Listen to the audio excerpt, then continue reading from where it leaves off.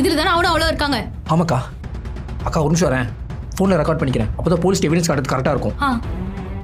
இப்போ திறக்கா.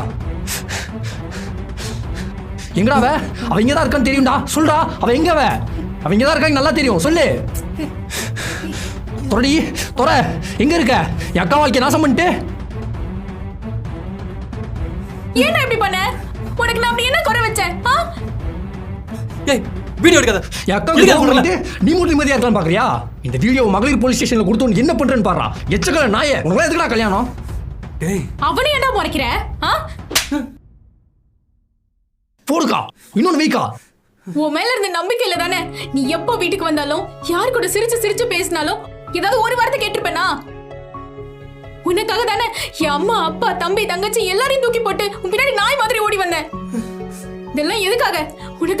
உனக்காக மட்டும்தான். ஏன்னா எனக்கு உன் மேல அவ்வளவு லவ் இருந்துச்சுடா. குடும்ப வாழ்க்கையில ஒருத்தர் இன்னொருத்தருக்கு பண்ற துரோகம் இருக்கே, ஐயோ.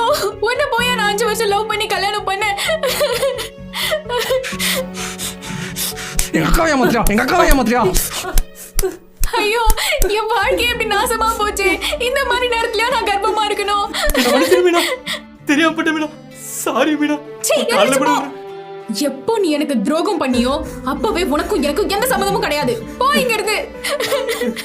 மீனா மீனா மீனா, சாரி மீனா, நான் மன்னிச்சிரு மீனா. தெரியாம போட்ட மீனா. மீனா மீனா வாடா, போலீஸ் ஸ்டேஷன்ல இருந்து என்ன பண்றன்னு மட்டும் பாரு நாயே. மீனா சாரி மீனா, தெரியாம போட்ட மீனா. மீனா மீனா இவ்ளோ நாளா இவனை மட்டுமே நம்பி வாழ்க்கையை தொலைச்சிட்டேனே. இப்ப எனக்கும் என் குழந்தைக்கும் யார் இருக்கா?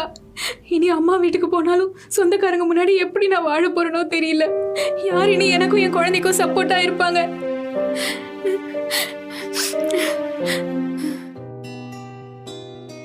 அக்கா, நீ எதை பத்தி யோசிக்காதக்கா.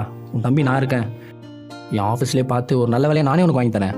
யாரும் வேணான்னு உங்க எல்லாரையும் தூக்கி போட்டு போனனால தானே எனக்கு இந்த நிலைமை. இதுவே நான் அப்பா சொல்லி இந்த பையனை கல்யாணம் பண்ணியிருந்தா எனக்கு இந்த நிலைமை வந்திருக்குமா? நடந்து முடிஞ்ச விஷயத்தை பேசி ஒரு பிரயோஜனமும் இல்லக்கா. ஊர்ல இருக்க எல்லாரும் என்னை பார்த்து சிரிப்பாங்கல்ல, என்னை பத்தி என்னென்னமோ பேசுவாங்க. அக்கா, நான் வயசுல சின்ன பையன் தான், உனக்கு அட்வைஸ் சொல்றேன்னு தப்பா எடுத்துக்காத. பக்கத்து வீட்டுக்காரன் என்ன பேசுவான், சொந்தக்காரங்க என்ன நினைப்பாங்களன்னு எதுவும் யோசிக்காதக்கா. உனக்கு என்ன பண்ணணும்னு தோணுதோ அதை பண்ணு. அதுதான் உனக்கும் நல்லது, உன் குழந்தைக்கும் நல்லது.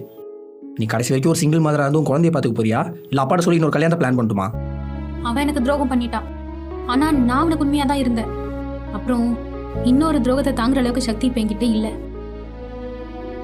கடைசி வரைக்கும் சிங்கிள் மதராவே இருந்து என் குழந்தைய நல்லா வளர்த்து ஆளாக்க போறேன். இனிமே என் வாழ்க்கை என் குழந்தைக்காக மட்டும்தான்.